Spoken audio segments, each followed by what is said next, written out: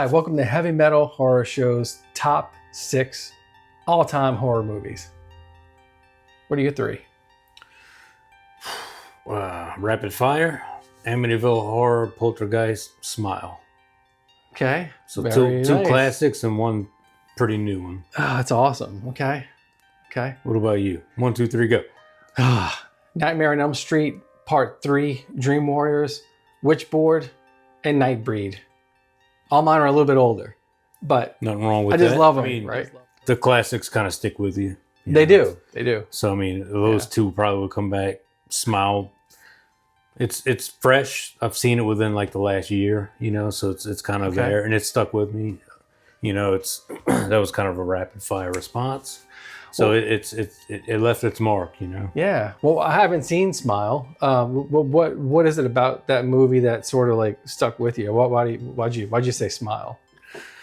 There's just some creepy, like a creep factor about it. Like it's real psychological. Okay. Bit, kind of messes with your mind a little bit, and some of the scenes,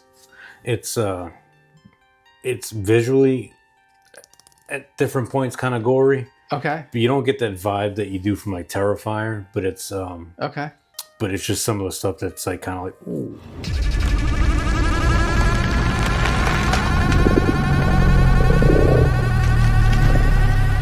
I get it. Yeah. That just happened, Okay. And there's some jump scares in it too, so like that makes it fun. That. Yeah. But I think they did it right in terms of like, I guess they had like a good mixture of all those elements, Okay. A little bit of gore, psychological, and some jump scares, and their use of colors kind of like stood out a lot to me too. So wow, I'm gonna check that out. Like I said, I haven't seen that one. So the psychological part of it, that's part of the reason why Nightbreed is one of my favorite ones. Okay. Because you have this guy who's sort of like he's not sure of himself, right? But he's going to a therapist, a psychologist, who's convincing him or telling him, that he's this person, and he's questioning it the whole time. So you think I did this? 6 families killed in 10 months, Aaron. Oh, God.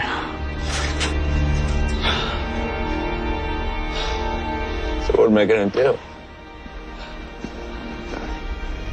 You're gonna take these. They'll help you. I'm on these like antipsychotic meds and things like that, and a lot of things ensue because of that. Yeah. I don't want to give too much away because so far it's almost like we're talking about the same movie. Really? But yeah.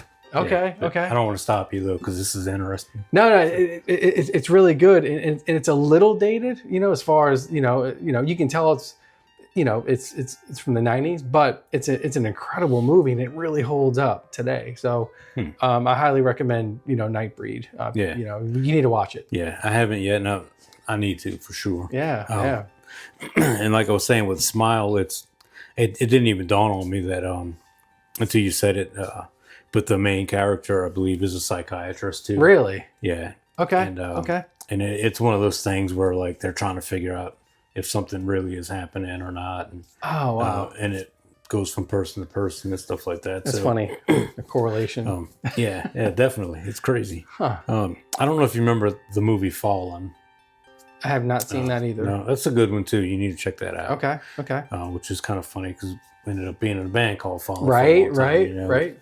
Okay. But yeah, so that was more of a demon in that movie that was like moving from person to person, like through touch. Okay. So Smile is kind of similar, but it's not through touch, and I don't want to give any more away. Let you check it out. But, okay. Well, we're not talking about Fallen anyway. That wasn't one of your 3. Good point. So what was it about Poltergeist that? I always have a difficult time with that Poltergeist. What is it about that movie that you like that kind of stuck with you? Why'd you say that one? I think that one. These two I kind of watched both of them. Probably a little too young. Poltergeist and Amityville. And it's just some of the scenes that creeped me out that stuck with me, like Carol Ann getting sucked into the TV. and they're talking to us through like the white noise static on the TV, which was always on our TVs back in the day. Like, right. when I was a kid, I'm changing the channel. I get to that, I freak out. I'm like, no, quick, go back. You know, where's Scooby-Doo? That, and then the idea of them living in a home that was built on an ancient burial ground. Right. Yeah. That was, as a kid, you know, I didn't really expect to be moving anywhere, you know, because, you know, right. You know, stability, whatever is important. Yeah. But I did always wonder, like, if we moved, how do we know that where we're moving is not on top of an ancient burial ground, you know? Is this house going to be possessed? Yeah. Which is actually kind of like the same thing that happens in Amityville. You know, it's all kind of like that supernatural kind of thing, you know? That's cool. That freaked me out more than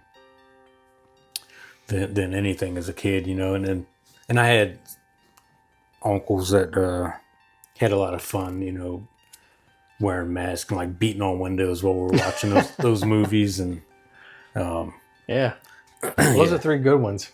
Yeah, 3 really good ones. Yeah, I could ramble on all day long, you know, talking about it. But that's cool. Witchboard.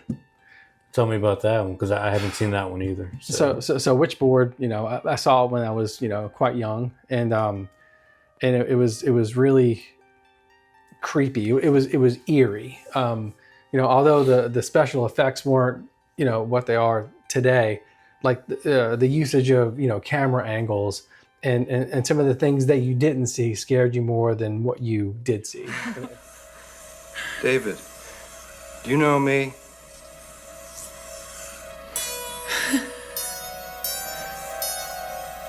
David, will you return to the living one day? Reincarnation? That's what they all say.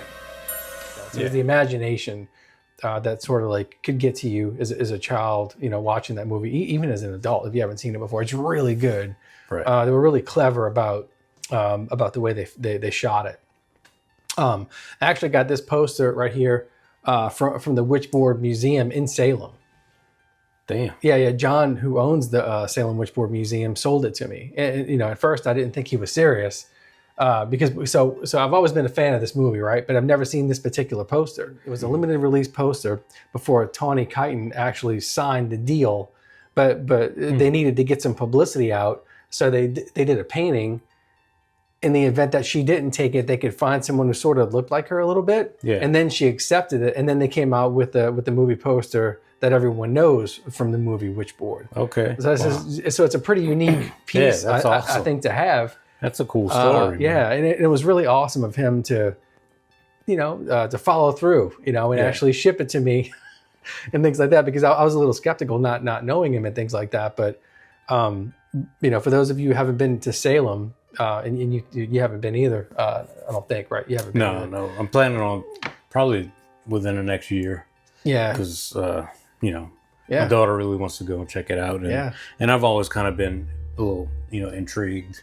But the Salem Witchboard Museum was the best part of Salem to me. It was so awesome. Yeah. Witchboards from all throughout history.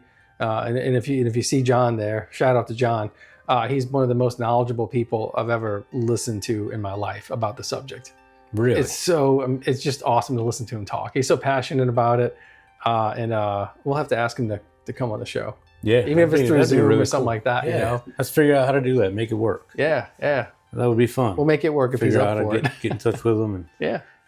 But because the whole history behind, you know, witchboards and talking boards, it's a really fun, interesting story, you know, the whole thing. And he knows it all. So we'll have to see. Cool. I'm in. Awesome. And another movie in my top 3 is and always will be Nightmare on Elm Street, Dream Warriors. I am the Wizard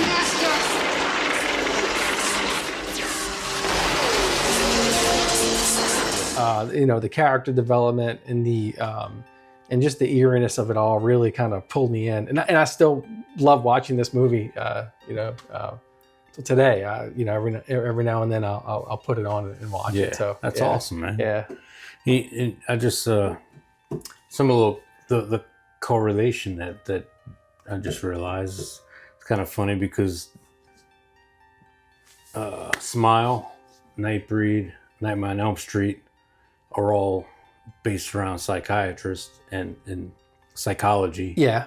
Yeah. You know, yeah. they all take place in around that. You know, that's so cool. And then you know, Poltergeist in Amityville is more supernatural. Yeah. You know, and Witchboard too is kind of, you know, supernatural. Yeah. So it's so cool. Yeah. Okay, this is Heavy Metal Horror Show's top 6 all-time horror movies. What's yours? Let us know in the comments.